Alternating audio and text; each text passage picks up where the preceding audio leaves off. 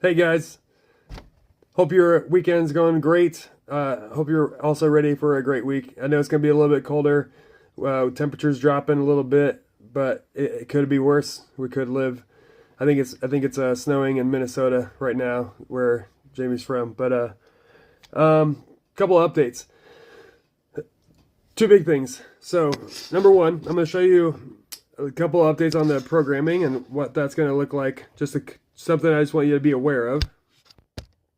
So if we go into Wodify, this is tomorrow's workout, a little sneak peek. But so for coaching purposes, and also I think this is great for helping us understand what we're trying to achieve during each portion of the warm-up. You're going to see these A, B, C with titles. So yes, it kind of clutters up the screen just a little bit more, but just know this is to help us guide along with purpose, so that you know what we're doing. So when it's a general warm-up, we are looking for specifically that. We're generally trying to get our heart rate up. We're trying to increase blood flow and literally warm and lubricate the joints before we start into things that are a little bit more stressful or dynamic or skill specific. Okay, mobility, activation, we're going to add these in. So a little bit of stretching pre-class, and or maybe it's that activation with like the hip bands, stuff like that. And then when we see C1, C2, this is really that's just like the progression, A, B, C. C1 is going to help us prepare for the strength of the day. So C1 is going to be tomorrow. So it's jumping back squats with an empty bar and speed back squats. But then also we're going to ramp up. So we have 20 minutes, including that ramp up phase. So that would all be a part of C1. But then after the strength, we're going to, right about here, if you can see where that dot is, right after the strength, that's where we're going to add in C2. We're going to break down, maybe it's toes to bar or whatever the movements that are going to be in the Metcon for the day. That's what we're looking to do. So you're going to see this week and probably next week, as far as the update on the programming goes, you're going to see a lot more combinations of strength movement combined with a Metcon. So a lot lately we've been doing like bigger Metcon days or bigger strength days. Some of those days are going to be kind of compiled into one. Some days are still going to be just Metcon days. Some days are going to be still strength days. But you're going to see a lot of these strength and Metcon. Okay, just a heads up. Also, pay attention to this RX Advanced Fitness. This speaks to the competency you have as an athlete with the specific movement or the given stimulus of the workout. Okay, so this meaning, so if we're going to build up to a 1 rep max back squat, if you've never done that, or you're newer to squatting, or your squat form needs improvement, then don't put yourself in the category of building up to a 1 rep max back squat. Okay, we want you to work on that. So there's this fitness is a progression towards RX, and it's not a bad thing. This is a great thing. If any one of us did this progression, it would be a great workout for us. So make sure that if you're not comfortable doing RX or advanced things, then use the fitness as a good scaling option for the day. Same thing in our Metcons.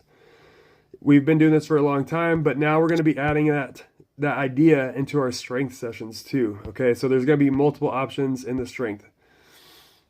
And then look for a lot of accessory work at the end of each workout. Okay, ideally we can get done with this Metcon portion at about 50 to 55 minutes into class, which we want to then go into our accessory work.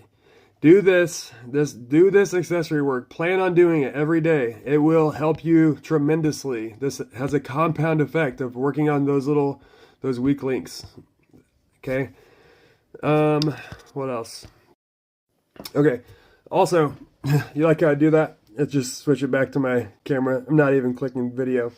But also, April is a distance challenge. Okay, the weather's obviously going to be a little bit nicer, and we're going to try to break into spring on a positive note. I want you guys to get outdoors, whether it's rain or shine, cold or warm, we should be getting outdoors. In April, we're going to break free. Okay, so I want this challenge to be as inclusive as possible. I want everybody to achieve this challenge. I don't care how you do it, whether you run, you ruck, you walk, you take your dog, whether it's tracking distances, you walk your dog, or you go for a 200-meter walk after class, whatever it is, you don't have to run this whole thing. But the goal is for everybody in the gym to get 15 miles in the month of April. You got 30 days.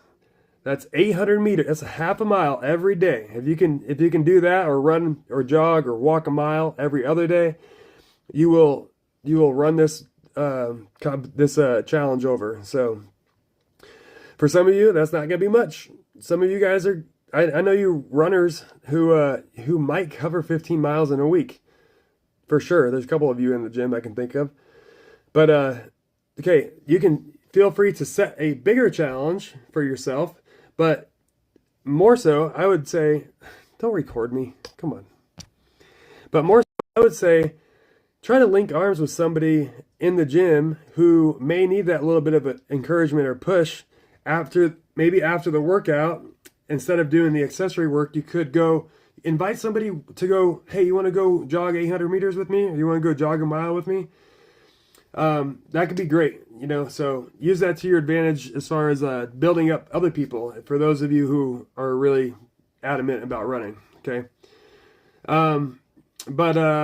Yeah, so programming is going to look a little bit different. We are using an external source for programming as of right now. We're trying it out.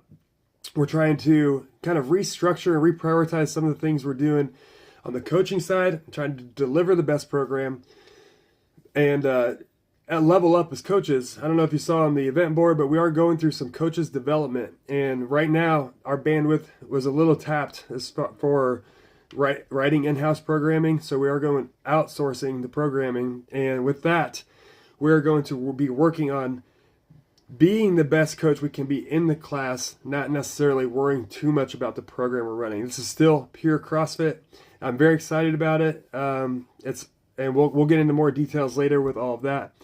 But just know the course that all the coaches are kind of signing up for. I mean, as of right now, we're 1 week out before we begin that process, and I think 5 out of the 7 coaches have been have raised their hand and said, I'm in. Damn it. I knew that was going to happen if I raised my hand. Yeah. So, a lot of the coaches on board, and what this is going to do for us is it's going to help us level up in that 60-minute time frame. Also, what we're doing before and after class, but really just helping us become the best on the floor coaches, giving you the best change, best experience that you can get. Okay, that's what we're trying to do. That's why we're outsourcing the programming, so that we can focus as a team on doing that really well. Yeah, if you know the CrossFit leveling system, you can go get your level 1, you can go get your level 2, your level 3, level 4 is different, but any of those bottom 3 levels, you can do so by being pretty book smart, by just showing up, putting in some work, and getting that credential for the most part. Now, obviously, it takes the passion of developing yourself as a coach to want to do those things, but where I'm going with that is that it is in this type of program that we're signing ourselves up for. It's a 26-week in-depth course of really every element of coaching. There's 6 areas of criteria. I'm not going to go get nerdy on you, but what we're trying to do is develop those 6 areas and basically try to promote the best experience and most change for you guys in a positive way. So I think by stepping away from in-house programming, going external, this is going to just give us an opportunity to focus on what really matters, and that is your experience every single day. I do believe the program we're on is going to be great, and I'm totally bought in on it, and I want you guys to be bought in on it too. I want you to be excited about these things that we're going to be doing. So anyway, that being said, if you have any questions, about the programming. You want to talk about maybe even if you're inspired, if you want to become a CrossFit coach, let's go. I bet if you ask any of the coaches that, prior to becoming a coach, if it has helped them become a better athlete or more influential as far as like what they're doing in their own personal fitness, guarantee everybody's going to say this is it's a transformation. So whether or not you have imagined yourself as a coach or not, maybe you've had that itch or passion in the past. If you want to do that, come talk to me. I'm not saying you're guaranteed a spot just because you go get your level 1. But what I would encourage you to do is, even if you read the level 1 guide and went to the level 1 course, you would become a better athlete. I guarantee some of those habits would take shape long term, and it would be well worth your investment. That being said, if you have any questions about that stuff, let me know. The April challenge, running, let's go. I think actually it's snowing right now. Yeah, it just started snowing. Man, what a great way to end March. April challenge, programming, any of the structure of things that I just referenced. Also, be the coach's biggest cheerleader. If you see that we're going to be going through coaches development for 26 weeks.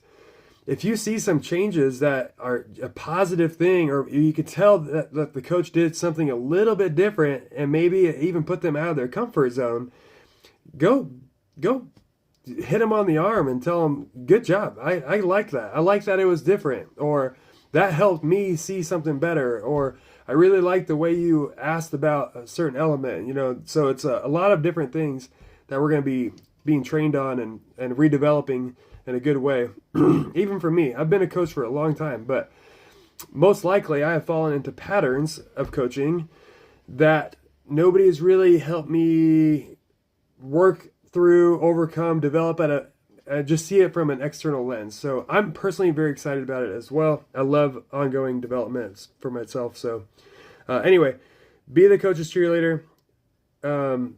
Cheer on other people and encourage other people to take part in the running challenge this month. And other than that, let's get after it. I'll see you guys on the gym floor, but I'm there early and late if you guys ever want to chat about anything. All right.